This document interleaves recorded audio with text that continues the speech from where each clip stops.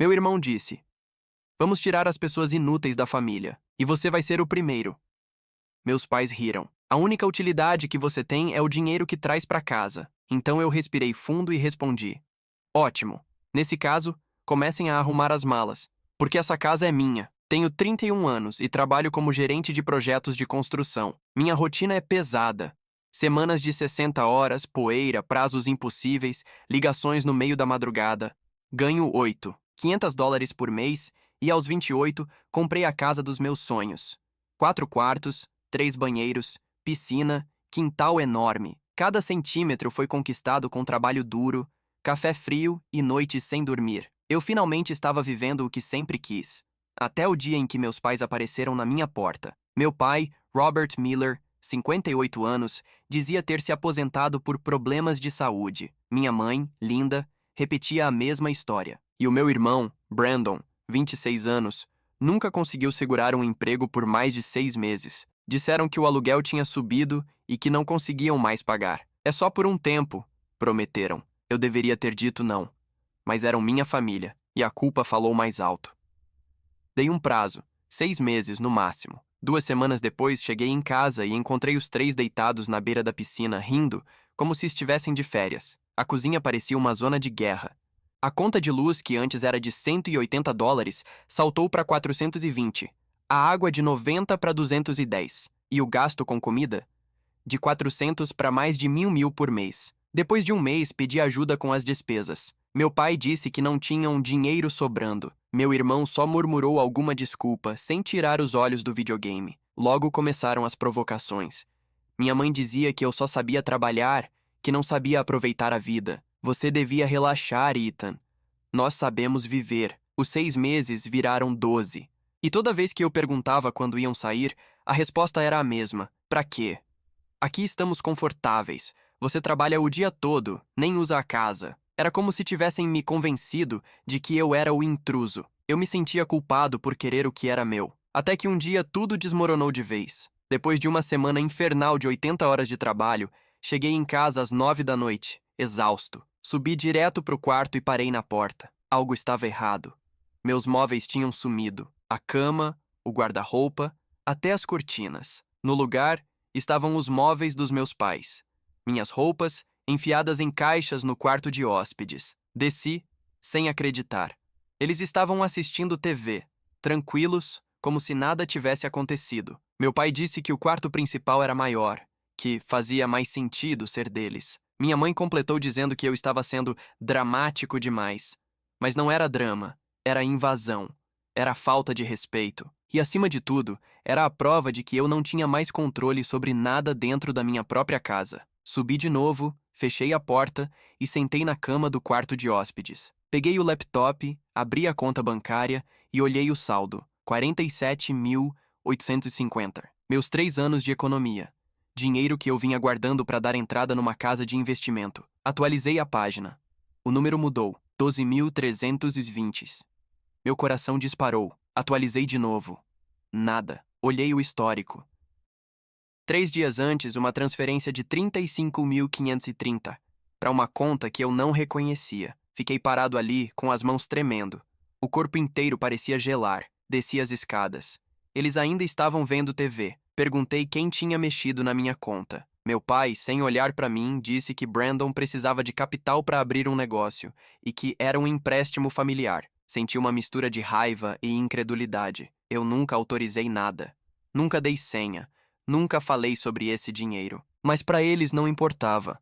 Na cabeça deles, o que era meu também era deles. Voltei pro quarto, liguei pro banco e expliquei tudo. A atendente perguntou se alguém da minha casa tinha acesso às minhas senhas. E foi ali que percebi o erro. Eu sempre deixava o laptop na sala, destravado, minhas senhas salvas no navegador. Ela me explicou que o caso seria complicado, porque a transferência tinha sido feita com meus próprios dados. Disse que talvez eu precisasse de um advogado e uma denúncia formal para tentar reaver o dinheiro. Desliguei o telefone e fiquei olhando para o teto. Era difícil entender como as pessoas que deveriam me proteger tinham sido as mesmas que me esvaziaram, de dinheiro, de energia, de paz. Naquela noite não consegui dormir. A única coisa que eu sabia era que aquilo não era mais uma fase, era o limite.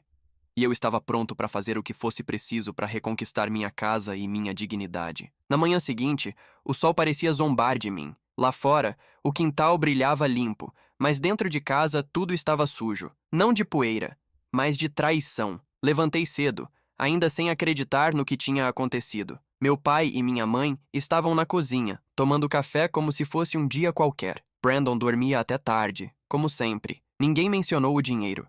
Ninguém pediu desculpas. Era como se nada tivesse acontecido. Eu, por outro lado, sentia uma pressão no peito o tempo inteiro. Tentei trabalhar de casa naquele dia, mas não consegui me concentrar. A raiva e a decepção me consumiam em silêncio. Quando o banco confirmou que eu precisaria abrir uma denúncia formal, percebi que a coisa era mais séria do que eu imaginava. Eles haviam usado minhas senhas, meu computador, minha confiança, e mesmo assim agiam como se eu fosse o errado por me importar. À noite, sentei na cama com o notebook no colo e procurei advogado de propriedade e fraude no Google. O primeiro nome que apareceu foi Richard Vaughn, especialista em direito civil, escritório no centro de Dallas. Liguei. A secretária atendeu com voz firme e profissional. Expliquei brevemente o que estava acontecendo. Ela marcou uma consulta para o dia seguinte, às 9 da manhã. Desliguei e fiquei olhando para o nada. Eu não queria brigar com a minha família, mas eles tinham me deixado sem escolha. Na manhã seguinte, vesti uma camisa limpa, passei o café e saí sem falar com ninguém. Meu pai perguntou aonde eu ia, mas eu fingi não ouvir. No caminho até o escritório, senti algo que não sentia fazia muito tempo: controle. Richard era um homem de uns 40 e poucos anos, direto ao ponto. Depois de ouvir tudo, ele disse que o caso era sólido. A casa estava no meu nome. Eles não pagavam aluguel, não havia contrato de convivência, nem contribuição nas despesas. Legalmente, eu tinha todo o direito de pedir o despejo imediato. Sobre o dinheiro, ele foi mais cauteloso. Disse que se eu provasse que a transferência foi feita sem autorização, havia chance de recuperar parte do valor por meio de uma ação judicial, mas o processo seria demorado. Quando perguntei quanto tempo levaria o despejo, ele respondeu: 30 dias se cooperarem, 60 se resistirem. Olhei para ele e disse: quero começar hoje. Ele explicou que precisaria de um adiantamento para abrir o processo. Assinei o cheque ali mesmo.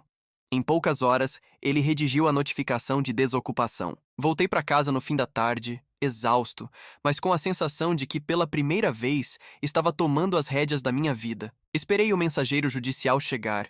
Queria estar presente quando entregasse o aviso. Quando a campainha tocou, minha mãe abriu a porta. Ela sorriu, achando que era alguma entrega. Mas o homem estendeu o envelope e explicou que era uma notificação legal de despejo. O sorriso dela sumiu instantaneamente. Meu pai veio da sala, confuso.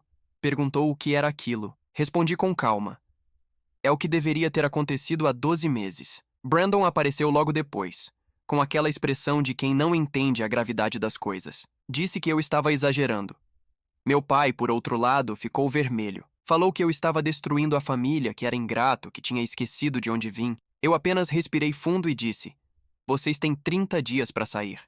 Podem fazer isso de forma tranquila ou esperar o oficial vir forçar o despejo. A escolha é de vocês. Brandon gritou, chamando-me de traidor. Minha mãe começou a chorar, dizendo que eu estava virando um estranho, mas nada disso me abalou. Durante um ano inteiro, eles riram da minha boa vontade. Agora era a minha vez de colocar limites. Naquela noite, arrumei uma mala pequena e fui dormir em um hotel próximo ao trabalho. Um quarto simples, limpo, silencioso. Deitei e, pela primeira vez em meses, consegui fechar os olhos sem peso na consciência. Na manhã seguinte, acordei com o som do meu celular vibrando. Era o advogado. Disse que já tinham recebido resposta dos meus pais. Eles tinham contratado outro advogado e queriam uma reunião de conciliação. Perguntei o que queriam propor. Ele respondeu que estavam dispostos a pagar $2.800 de aluguel por mês e permanecer por mais 6 meses. Ri sem acreditar. Depois de tudo, ainda achavam que eu aceitaria? Diga que não. Quero minha casa de volta. Sem negociação. Richard apenas respondeu: entendido. Seguiremos com o processo. Desliguei o telefone e, por um instante, senti uma mistura estranha de alívio e tristeza. Eles ainda eram minha família, mas já não faziam parte da minha vida. E, no fundo, eu sabia que não havia mais volta. Naquela semana, decidi voltar à rotina normal. Trabalhar era o único jeito de manter a cabeça no lugar. Mas, ao fim de cada dia, a lembrança da casa continuava lá, vazia de paz, cheia de lembranças que eu preferia esquecer. Eu tinha feito tudo o que podia para evitar chegar a esse ponto. Mas quando a família passa a te ver como um recurso, e não como uma pessoa, a única coisa que resta é se afastar. E foi isso que eu decidi fazer. Os dias seguintes passaram lentos. Mesmo no hotel, eu ainda sentia o peso da casa. Cada vez que lembrava da sala, da cozinha, do som da TV ligada o dia inteiro, me dava uma mistura de raiva e vazio. Era estranho perceber que o lugar que eu mais amava tinha virado um campo de guerra emocional. Continuei trabalhando sem parar. Era o único jeito de manter a cabeça quieta, mas a cada noite, deitado naquela cama de hotel, o silêncio me engolia. A culpa batia, depois ia embora. Logo vinha a raiva. Depois o alívio, um ciclo sem fim. 2 semanas depois, decidi ir à academia perto do trabalho. Precisava gastar energia, esquecer tudo por algumas horas. Foi lá que conheci Isabel Carter. Ela estava na esteira ao lado da minha, concentrada em alguns papéis. Parecia revisar planilhas enquanto caminhava. Um dos papéis escapou da prancheta e caiu no chão. Peguei e entreguei. Ela sorriu. Descobri que era a auditoria financeira.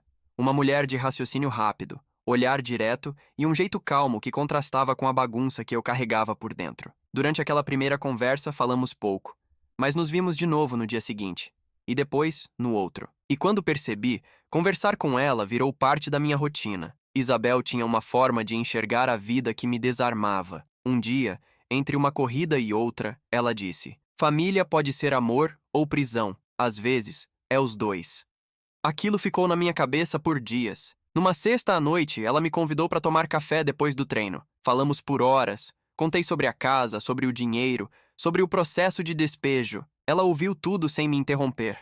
No fim, disse apenas: "Você fez o que precisava fazer. Às vezes o certo não parece bonito, mas ainda é o certo." Foi a conversa mais sincera que eu tinha tido em muito tempo. Nos dias seguintes, ela continuou aparecendo na academia. Não éramos um casal, mas eu sentia que ela me entendia de um jeito que ninguém mais entendia. Aos poucos, minha mente começou a se acalmar. No 23º dia do prazo de despejo, recebi uma ligação do advogado. Ele disse que minha família tinha apelado, alegando que eu abandonara o lar voluntariamente. Disseram que estavam mantendo o imóvel e que tinham direitos de posse. Era mentira, e eu tinha provas disso.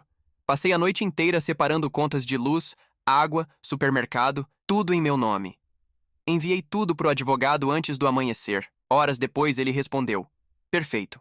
Com isso, o caso está ganho." No dia 30, fui com o advogado e o oficial judicial até a casa. Eu queria estar presente quando acabasse. Minha mãe abriu a porta, os olhos vermelhos, o rosto abatido. Pediu para conversar. Disse que não tinham para onde ir, que eu estava sendo cruel. Meu pai apareceu logo atrás, tentando manter a postura. Falou que eu estava destruindo a própria família. Eu respirei fundo e respondi com calma: "Durante 12 meses, vocês destruíram a minha paz. Agora, eu só quero de volta o que é meu." O oficial deu o prazo padrão: 2 horas para pegarem o essencial e saírem. O resto seria inventariado. Minha mãe chorou. Meu pai ficou em silêncio. Brandon desceu as escadas com uma mala na mão e disse que estava indo embora por conta própria. Nem olhou para mim. 2 horas depois, vi meus pais saírem da casa com as malas. Entraram em um carro de aplicativo e não olharam para trás. Quando o oficial trancou a porta e me entregou as novas chaves, senti algo que há meses eu não sentia: liberdade. Entrei sozinho. O silêncio me envolveu. Andei pela sala, pela cozinha, pelo quarto principal, tudo exatamente como antes, mas vazio, vazio de barulho, vazio de caos. Sentei no chão da sala, encostei a cabeça na parede e respirei fundo. Era estranho. A vitória não tinha gosto de alegria. Tinha gosto de cansaço, de perda, de recomeço. Peguei o celular e mandei mensagem para Isabel. Acabou. Eles saíram. Ela respondeu quase na hora. "Como você se sente?" Escrevi. "Não sei. Livre. Triste. Tudo ao mesmo tempo." "É normal. Você acabou de vencer uma guerra."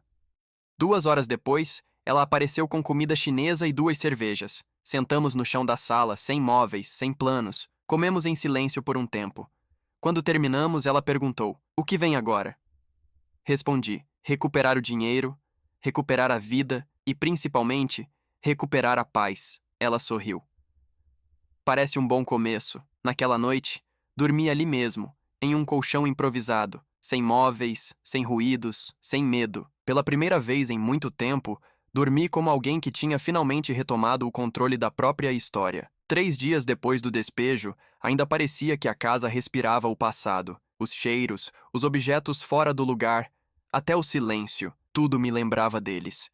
Mas aos poucos, fui entendendo que aquele silêncio era o som da minha liberdade voltando. Passei o fim de semana limpando cada cômodo, troquei lençóis, cortinas, joguei fora o que não precisava e abri todas as janelas. O ar quente de Dallas entrou, e com ele, uma sensação estranha de recomeço. Não era felicidade, era mais leveza, como se pela primeira vez o ar tivesse espaço para circular dentro de mim. Durante o trabalho, tentei agir como se nada tivesse acontecido, mas meu chefe, Mark Sanders, percebeu. Chamou-me na sala e perguntou se estava tudo bem. Contei o básico, que estava passando por um processo familiar complicado, mas que estava sob controle.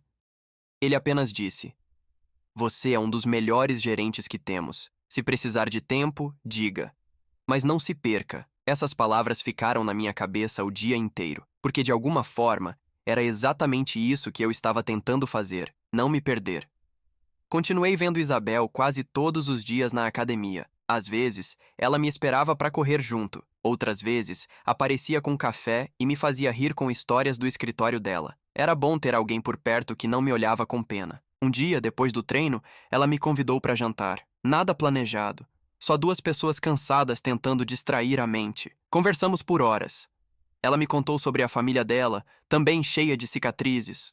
Um pai ausente, uma mãe controladora, um irmão que sempre foi o preferido. Quando terminou, disse algo que nunca esqueci. Culpa é o instrumento favorito de quem quer te manter preso. Aquilo me acertou em cheio.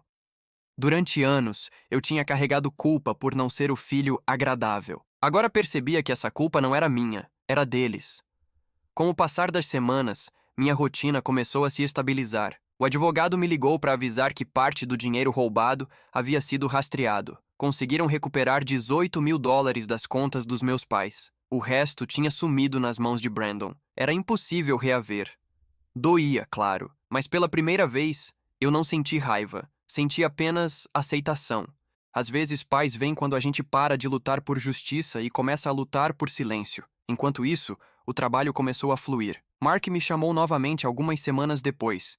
Disse que a empresa estava abrindo uma filial em Phoenix, Arizona, e que precisavam de alguém confiável para liderar o novo escritório. Um cargo maior, 35% de aumento, carro corporativo e bônus anual. Perguntou se eu estava pronto para um novo desafio. Respondi que sim, sem pensar 2 vezes. Era mais do que um novo cargo. Era um novo começo. Naquela noite, liguei para Isabel. Ela atendeu rindo, dizendo que eu parecia animado. Contei sobre a promoção e sobre a mudança. Houve um silêncio do outro lado. Depois ela disse: "Parece que finalmente o universo parou de te punir." Rimos. Convidei-a para jantar no sábado. Escolhi um restaurante tranquilo, mesa no canto, luz suave. Contei os detalhes do novo emprego, da mudança e, sem planejar, soltei: "Vem comigo."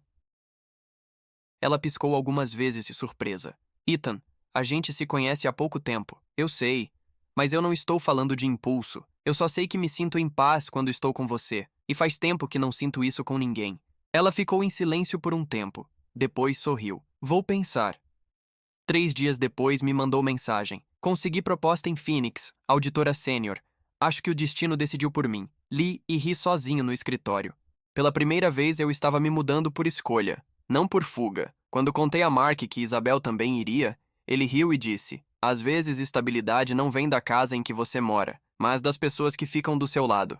Nos dias que antecederam a mudança, voltei à minha antiga casa só para terminar de empacotar o que restava. Dessa vez, não senti dor. Não havia raiva nem rancor. Só uma estranha gratidão. Aquela casa tinha sido o palco do meu pior pesadelo, mas também o ponto de virada da minha vida. No dia da mudança, travei o portão, olhei uma última vez para o quintal e pensei: "Você sobreviveu." Peguei o carro e comecei a dirigir rumo a Phoenix. No banco do passageiro, minha mala e no banco de trás, uma caixa com os documentos da nova vida que estava começando. O celular vibrou. Mensagem de Isabel: "Nos vemos amanhã." Nova cidade, novo começo. Respondi: "Sem passado." só o que vem pela frente. Enquanto a estrada se estendia diante de mim, percebi que, depois de tudo, talvez o verdadeiro sucesso não fosse o dinheiro, nem a casa, nem o cargo. Era poder respirar sem medo e dormir sabendo que ninguém mais iria usar o meu amor como desculpa para me destruir. Quando cheguei em Phoenix, tudo parecia novo demais para ser real. O calor era diferente, o ar mais seco, e as ruas pareciam sempre banhadas de sol. Era como se o mundo inteiro estivesse me dizendo: recomece. O apartamento que aluguei ficava em um condomínio tranquilo, com vista para a cidade. 2 suítes, varanda ampla e silêncio absoluto. Na primeira noite, deitei no colchão ainda sem lençóis e percebi algo estranho. Pela primeira vez em anos, ninguém precisava de mim. Nos dias seguintes, mergulhei no trabalho. O novo cargo exigia muito: reuniões, orçamentos, viagens entre obras, mas aquilo me fazia bem. Era como se cada projeto novo fosse uma forma de reconstruir não só prédios, mas pedaços de mim. Uma semana depois, Isabel chegou. Ela trouxe caixas, risadas e uma energia leve que preencheu o lugar inteiro. De repente, o apartamento que era só concreto e eco virou lar. Compramos móveis usados, cozinhamos no chão da sala e rimos até tarde. Tudo nela era simples. Ela não tentava me consertar, só me deixava existir. E isso era algo que eu nunca tinha experimentado. No trabalho, as coisas começaram a andar ainda melhor. Mark me ligava de Dallas dizendo que o desempenho do escritório novo estava acima da meta. Meu salário subiu para $11.500 mensais, e com ele veio algo que dinheiro nenhum compra: tranquilidade. Mas o passado, por mais distante que pareça, sempre encontra um jeito de reaparecer. 2 meses depois da mudança, eu estava revisando relatórios quando recebi uma ligação inesperada, número com DDD de Dallas. Por um segundo pensei em não atender, mas atendi. Era meu tio Paul. Não ouvia a voz dele havia anos. Depois de alguns segundos de silêncio constrangedor, ele disse: "Seu pai e sua mãe estão morando comigo. Estão passando por um momento difícil." Meu corpo ficou tenso. Perguntei se havia algum problema grave. Ele hesitou antes de responder. Seu irmão Brandon foi preso.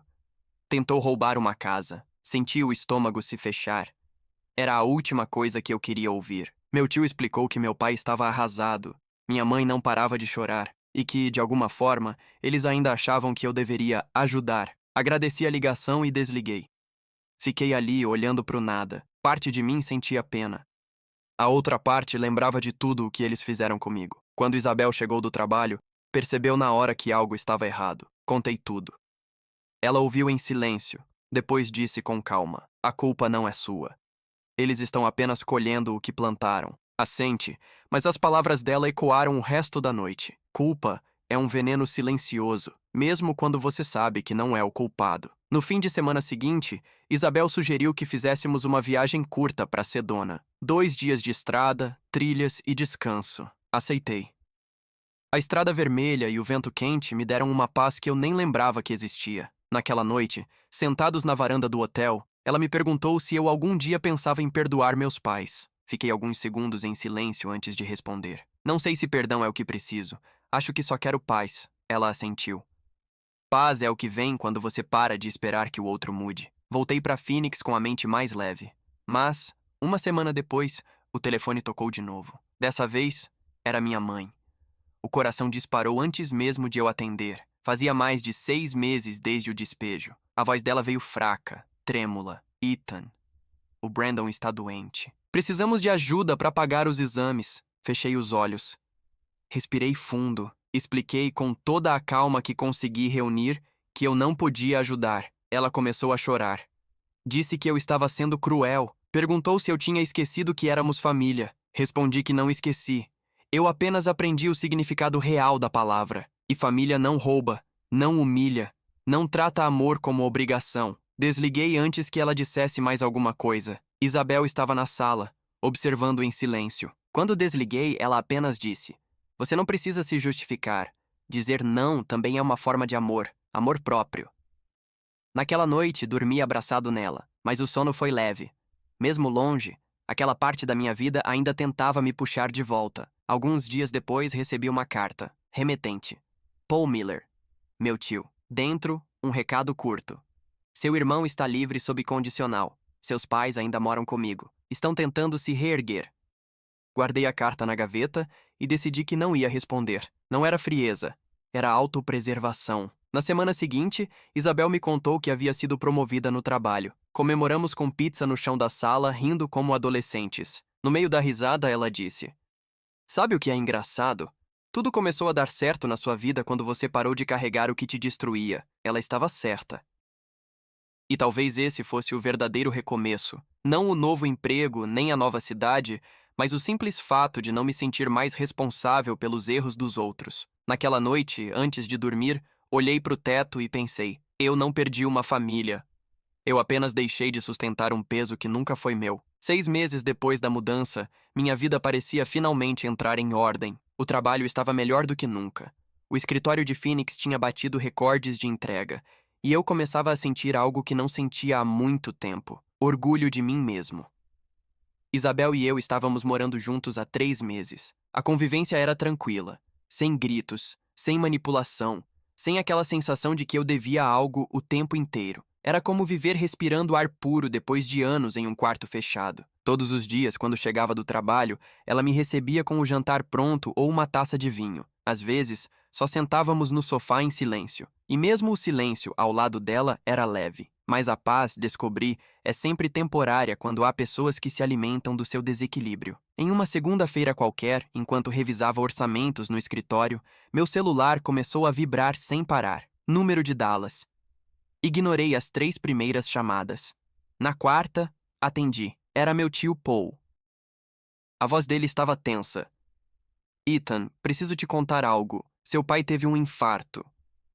Por um momento, o mundo pareceu parar. Fiquei em silêncio, ouvindo ele explicar que o ataque tinha sido forte, que meu pai estava no hospital e que os médicos recomendavam uma cirurgia urgente. Custaria cerca de 250 mil pesos mexicanos. Ele tinha mencionado isso porque o hospital aceitava pacientes de fora, um detalhe que nem importava naquele instante. Quando consegui falar, perguntei o que queriam de mim. Paul hesitou. "Sua mãe pediu para ligar. Eles precisam de ajuda financeira."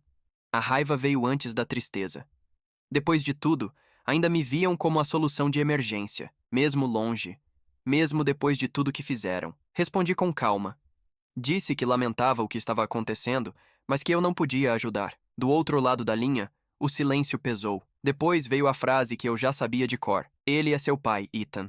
Você tem obrigação moral." Obrigação moral. 2 palavras que me acompanharam desde a infância. Mas agora, finalmente, eu sabia que moral nenhuma obriga alguém a se autodestruir. Desliguei. Fiquei olhando para o celular por longos segundos, tentando entender por que ainda doía. Não era pela situação em si.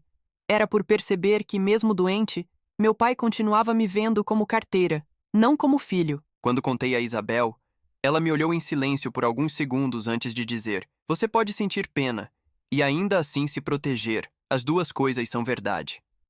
Naquela noite, não consegui dormir. Fiquei pensando se eu estava sendo frio demais ou apenas justo. Entre a culpa e a lógica, havia um abismo, e eu morava exatamente no meio dele. 2 dias depois, recebi outra ligação, dessa vez de um número desconhecido. Era minha mãe. A voz dela parecia menor, como se estivesse carregando o peso do mundo. "Ethan, seu pai precisa da cirurgia. O seguro público não cobre. Por favor, nos ajude com o que puder." Fechei os olhos. Expliquei, com a maior calma que encontrei, que eu não podia fazer isso. Ela começou a chorar. Disse que eu era cruel, que estava deixando o próprio pai morrer. Respondi com a mesma firmeza: "Vocês tiveram oportunidades de mudar. Agora, precisam lidar com as consequências." Desliguei antes que ela dissesse mais. Isabel me observava da cozinha, em silêncio. Quando desliguei, ela se aproximou devagar. "Você está bem?" "Não sei. Parte de mim queria ajudar. Parte de mim sente que isso nunca vai acabar." Ela colocou a mão no meu ombro. "Eles não estão pedindo ajuda. Estão testando seus limites. E você está passando no teste." As palavras dela ficaram na minha cabeça o resto da semana, mas a insistência não parou. Paul ligou mais 2 vezes. Minha mãe mandou mensagens dizendo que o tempo estava acabando, e cada vez que eu lia, sentia menos culpa e mais certeza. Até que, numa manhã de sexta, antes de sair para o trabalho, sentei na mesa da cozinha e fiz algo que nunca imaginei fazer. Escrevi uma carta. Pai, sei que está doente. Espero que se recupere.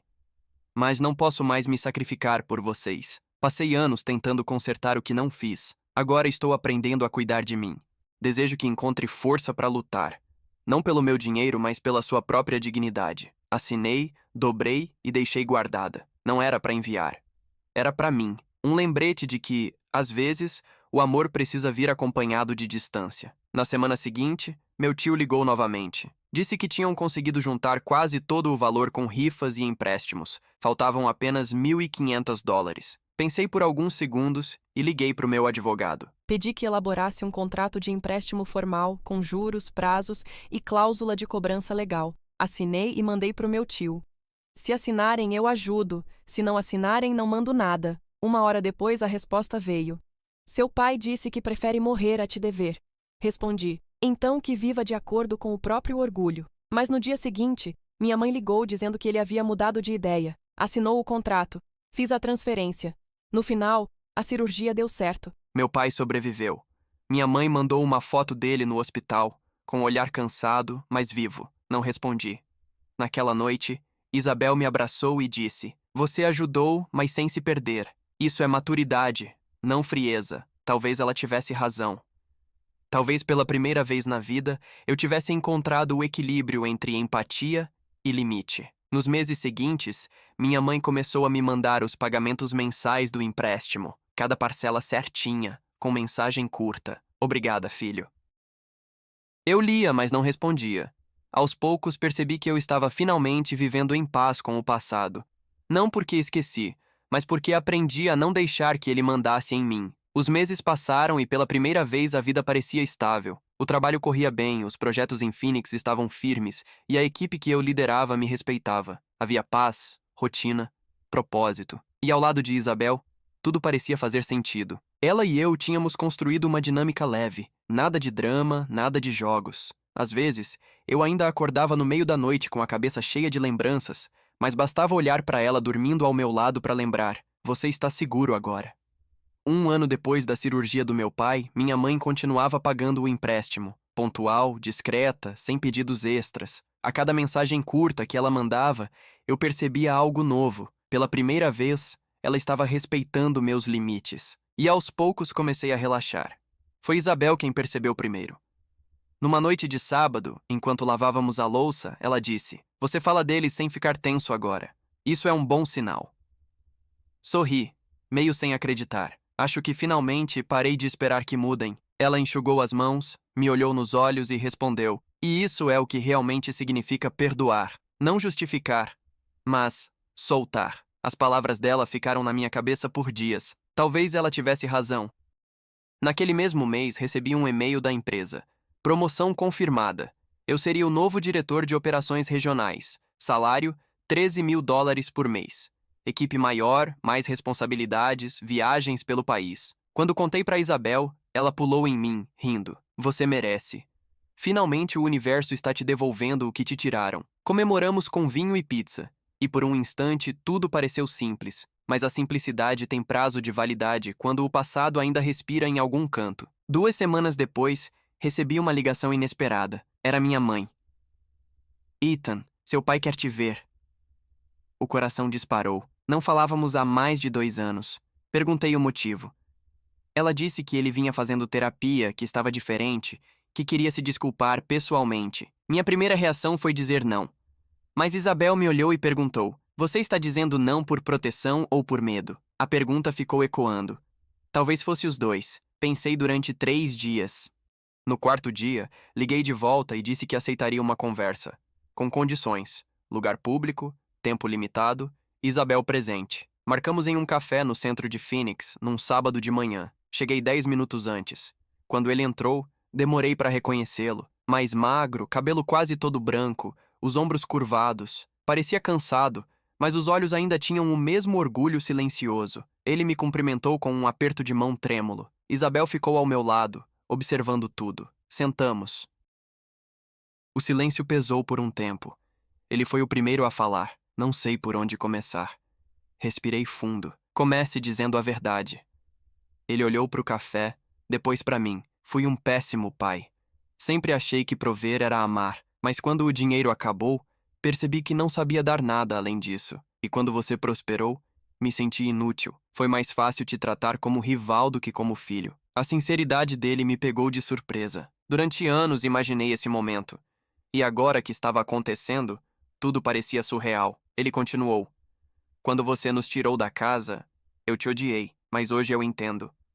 Aquilo foi o único jeito de nos forçar a crescer. Minha mãe assistia de longe, numa mesa próxima. Não se aproximou, não chorou. Parecia respeitar o espaço.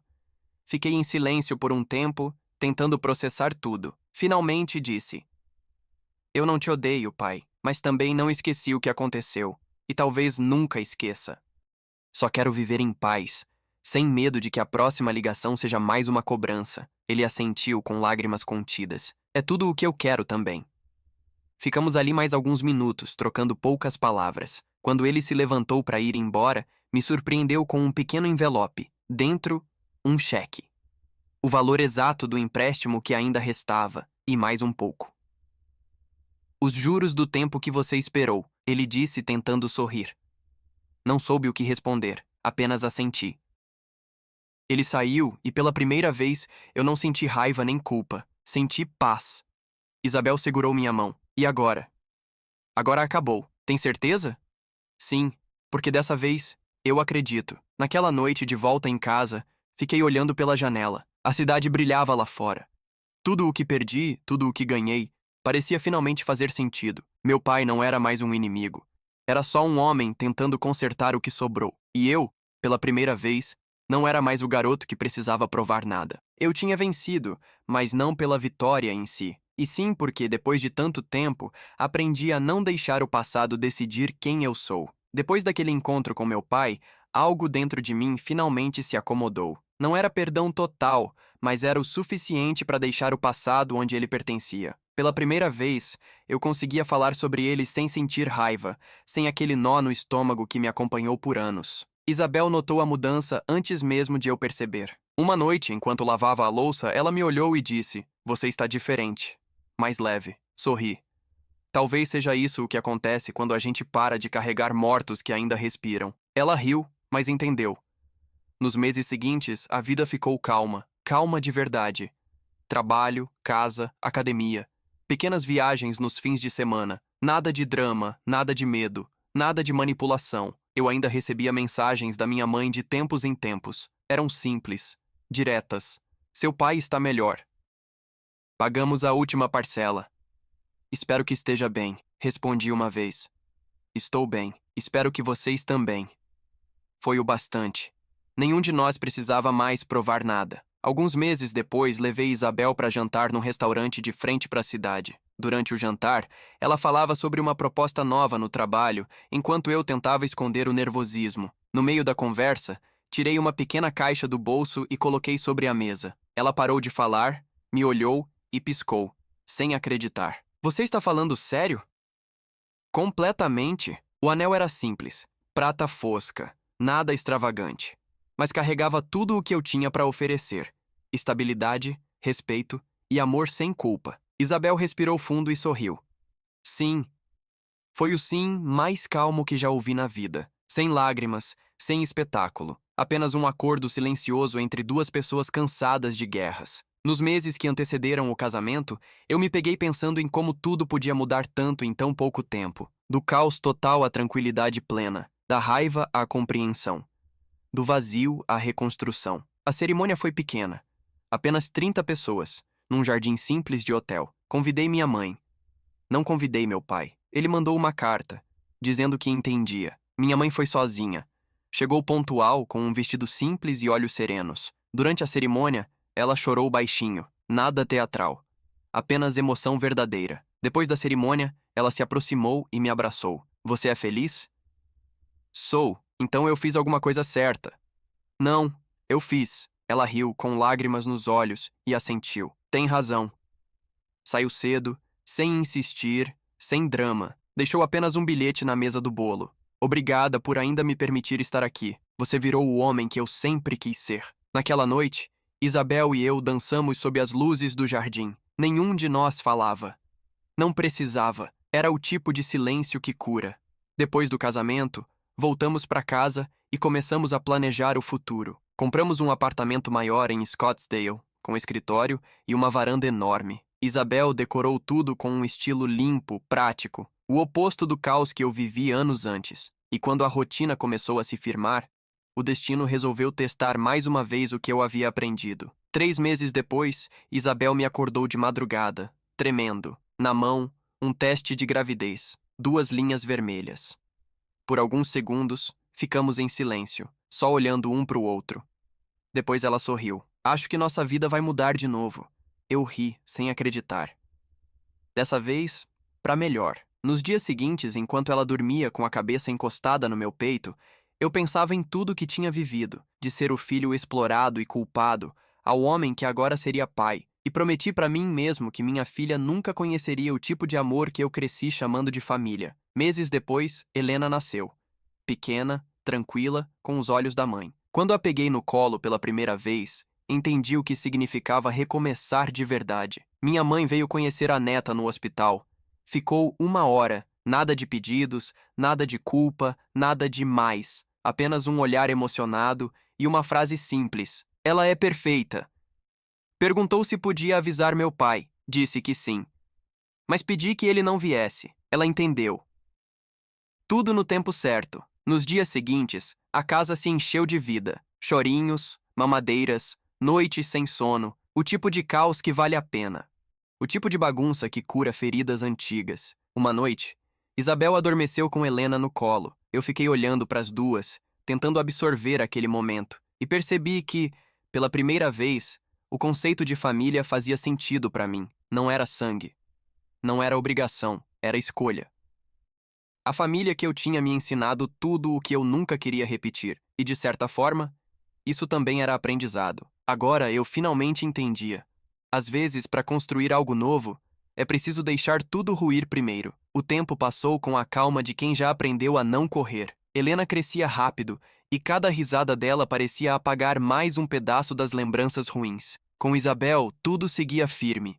Amor sem cobranças, parceria sem peso. Era uma vida simples, mas plena. No trabalho, as coisas iam bem. A empresa me ofereceu uma vaga na matriz, em Dallas. Voltar para lá, para o mesmo estado onde tudo começou, soava como um ciclo se fechando, mas desta vez eu voltaria diferente.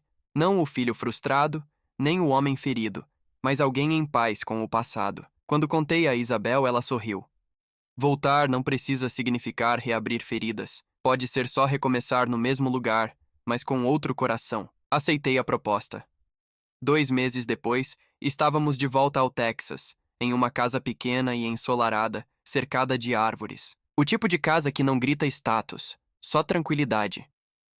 Certa tarde, enquanto ajeitava o quintal, ouvi risadas vindas de dentro. Isabel e Helena brincavam no tapete da sala. Por um instante, fiquei parado, apenas observando. Foi ali que percebi que tudo que eu tinha buscado, sucesso, reconhecimento, validação, cabia inteiro naquele som. Um dia recebi uma carta simples, sem remetente. Dentro, apenas uma frase.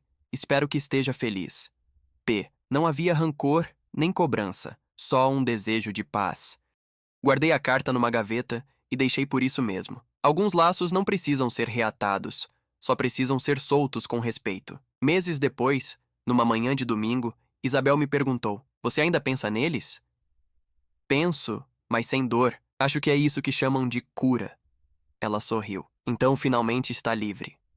Olhei para Helena brincando com um bloquinho de madeira e senti uma certeza silenciosa. A liberdade não veio quando eu os afastei. Veio quando aprendi que o passado não precisa ser esquecido para deixar de me controlar. Agora, quando alguém me pergunta o que é família, eu respondo sem hesitar. Família é o lugar onde há amor sem medo e presença sem culpa. O resto, deixei para trás. Naquela noite, sentei no quintal e observei o pôr do sol pintando o céu de laranja. O mesmo céu que eu via quando achava que tudo tinha acabado. Mas nada acaba, percebi. As coisas apenas mudam de forma. Fechei os olhos e pensei, nada do que perdi chega perto do valor do que ganhei. E pela primeira vez em toda a minha vida, não havia vazio, nem arrependimento, só paz.